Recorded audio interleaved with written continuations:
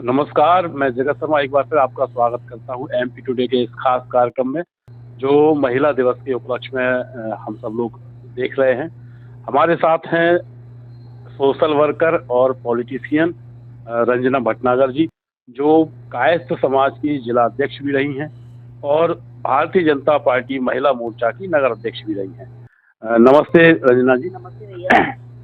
मेरा सवाल सबसे पहले आपसे यही है कि एक महिला, जो घरेलू महिला अपने घर की चार दीवारी को, एक चौहद्दी को पार करते हुए जब सोशल वर्क और पॉलिटिक्स में कदम रखती है, तो उसके साथ क्या पॉजिटिव होता है और क्या नेगेटिव होता है? जी भैया, अच्छा प्रश्न है आपका। जैसे एक महिला अपने घर में रहते हुए जब वो आगे आने की सोचती है सामाजिक क्षेत्र में या राजनीतिक क्षेत्र में, तो उसे कई तरह की परेशानियों का सामना भी करना पड़ता है, ऐसा नहीं है।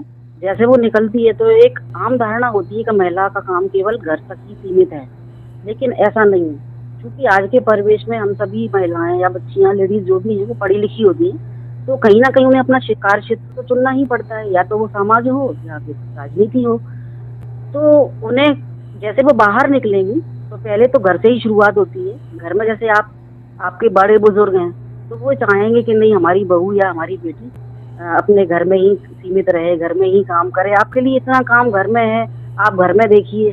लेकिन वहाँ से ही शुरुआत हो जाती है। जैसे घर के किसी एक व्यक्ति ने भी कुछ बोला कि नहीं, वहाँ नहीं जाइए आप, वहाँ ऐसा होता है, वहाँ आपके लिए उचित माहौल नहीं मिलेगा, तो यहीं से शुरुआत हो जाती है आपस में विचारधाराओं में आक्रोश आने की। लेकिन यदि महिला चाहे तो उस क्षेत्र में जब वो निकलती है तो कुछ परिस्थितियां सामने आती हैं, ऐसा नहीं है।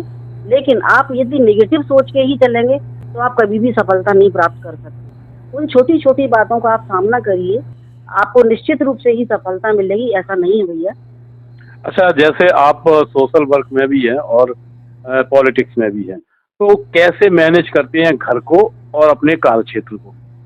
जी भैया, जब मैं घर से बाहर निकलती हूँ, जैसे मुझे पता है कि आज मुझे यहाँ कार्यक्रम में जाना है या मुझे समाज के कार्यक्रम में जाना है, तो मैं पहले से ही माइंड प्रिपेयर कर लेती हूँ कि कल मुझे ऐसे ऐसे कार्यक्रम में शामिल होना है और मेरी ये बहुत बड़ी जिम्मेदारी है। तो मैं अपने घर के कामों को उसी हिसाब से माइंड में सेटअप करती हूँ और वहीं व्यवस्थाएं लगा के और निकल जाती हूँ काम के लिए अपने। अच्छा, जैसे अब पॉलिटिक्स में जो महिलाएं होती हैं, उनको बाहर सामाजिक दृष्टिकोण से भी थोड़ा अलग नज़र से देखा जाता है। तो ऐसा आपको लगा कि ये तो नेता हैं, ये थोड़ा आम महिलाओं से उनको अलग समझा जाता है, आपके साथ ऐसा हुआ?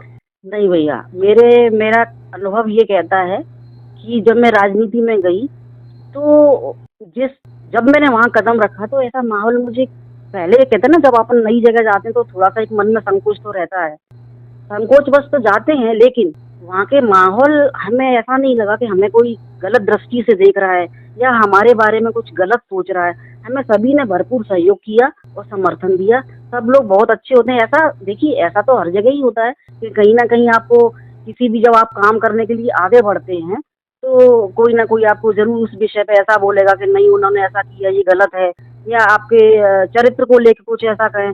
लेकिन कहीं मैं नहीं समझती कि यदि आप सही हैं तो आपके ऊपर कोई उंगली नहीं उठा सकता। यदि उठाता भी है तो वो 10 बार सोचने पे मजबूर हो जाएगा कि नहीं, हमने इसके विषय में कुछ गलत बोला है। अच्छा, एक बात और आपसे अंत पूछेंगे कि आज ही माननीय प्रधानमंत्री जी और आपके राष्ट्रीय अध्यक्ष नड्डा जी ने तय किया है कि इस बार महिला उम्मीदवार सबसे ज़्यादा लोकसभा चुनाव में उतारेंगी, पार्टी सबसे ज़्यादा महिला उम्मीदवारों को उतारेगी। तो लोकसभा के स्तर तक पहुंचते पहुंचते तो अपनी खुद की आइडेंटिटी होती है महिलाओं की।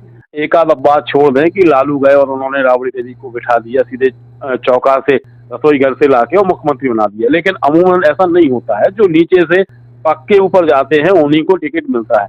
लेकिन क्या ये सब पंचायत स्तर पर, नगरपालिका स्तर पर या और ऐसे छोटे छोटे जो स्तर होते हैं, जो संस्थाएं हैं, उनमें भी क्या ऐसा होता है कि रंजना भटनागर ही वहां बैठे, जिनके हस्बैंड का नाम उनके पीछे नहीं लगा है, कि किसी की माँ, भाभी, बहन, ये सब लोग, पत्नी, ये सब मौका मिलने पर जो आपके लिए आरक्षित जगह है वहां पर उनको बिठाया जाए, या कभी रंजना भटनागर भी वहां पहुंच सकती है?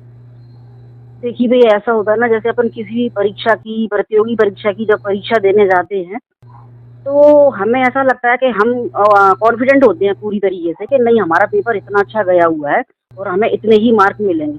लेकिन कभी-कभी क्या होता है ना कि उसमें माइनस मार्किंग भी हो जाती है, या हमें लगता है कि हमारा ये प्रश्न सही है लेकिन वो वास्तव में गलत होता है, या हम उसको 100% नहीं दे पाते, या उनके मापदंडों पे खरे नहीं उतरते हैं। तो ये मूल्यांकन करने वाली जो टीम है, हो सकता है हम लगता है कि हम सही हैं लेकिन वो हमको गलत समझ रहे हैं, हमारी कार्यशैली गलत हो सकती है, हमारे कार्य करने का ढंग 100% नहीं हो सकता है, तो इस वजह से ये कारण बन सकते हैं।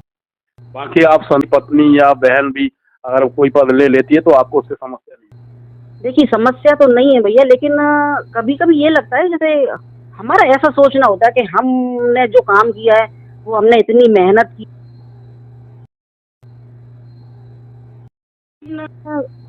हो सकता है इसके पीछे कोई एक बड़ी वजह रहती हो, वो हम नहीं समझ पाते हो, लेकिन इसके पीछे कुछ ना कुछ सच्चाई ज़रूर छुपी होती है भैया। अच्छा, अंतिम सवाल और आपसे है कि सोशल वर्क या पॉलिटिक्स महिलाओं के लिए ठीक जगह है? आना चाहिए उन्हें? जी, बिल्कुल। हमने एक बात आपसे पहले भी बोली थी कि यदि हम सही हैं अपनी जगह पे, तो हमें बिल्कुल हर क्षेत्र में, चाहे वो सामाजिक क्षेत्र हो या वो राजनीतिक क्षेत्र हो, सभी जगह हम लोगों को महिलाओं का स्थान सुनिश्चित है, हमें अवश्य ही जाना चाहिए। और हम अपनी कार्य क्षमता पर हमको इतना विश्वास, इतना आत्मविश्वास होना चाहिए कि हम जो भी करें, वो सच्चाई, ईमानदारी और लगन से करें, तो आपको 100% अवश्य मिलेगा। तो जैसा रंजना भटनागर जी ने बताया कि आप जो भी काम करें पूरी ईमानदारी और लगन मेहनत से करें तो आपके लिए हर क्षेत्र खुला है और वहाँ पर आप कामयाब हो सकते हैं। बहुत बहुत धन्यवाद।